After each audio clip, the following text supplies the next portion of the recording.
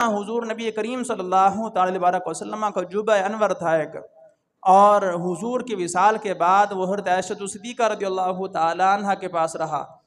اور حضرت عائشہ صدیقہ رضی اللہ تعالی عنہ کی وصال کے بعد حضرت عائشہ صدیقہ رضی اللہ تعالی عنہ کی بہن حضرت اسماء بنت ابی بکر رضی اللہ تعالی عنہ،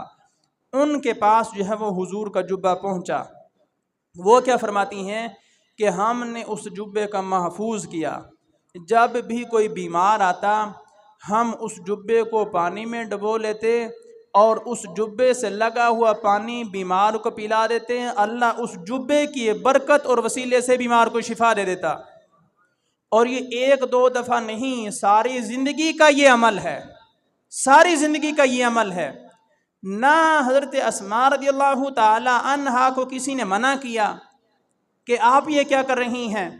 برکت تو کوئی بھی نہیں ہوتی، برکت تو اللہ رب العزت کی ذات دینے والی ہے، اور وسیلہ تو جائز ہی نہیں ہے، کسی نے بھی منع نہیں کیا۔ وجہ کیا ہے؟ کیونکہ وہ صحابہ کرام کا دور تھا، اور چل کر آنے والے بھی یا صحابہ ہیں یا تابعین ہیں۔ جو بیمار چل کر آنے والے ہیں وہ بھی یا تو صحابہ کرام ہیں یا تابعین ہیں، تو وہ بہترین دور تھا، یعنی صحابی وسیلے کا اقرار کرتا ہے، وسیلے کی برکت سے اللہ کی برکت حاصل کرتا ہے، اور وہابی جو ہے وہ وسیلے کا ویسے ہی سرے سے منکر ہے، ویسے ہی سرے سے منکر ہے۔ اور وجہ کیا ہے کہ وہ ڈائریکٹ توحید کو ماننے والے ہیں، حالانکہ صحابہ کرام سے بڑھ کر تو کوئی توحید کو سمجھ ہی نہیں سکتا،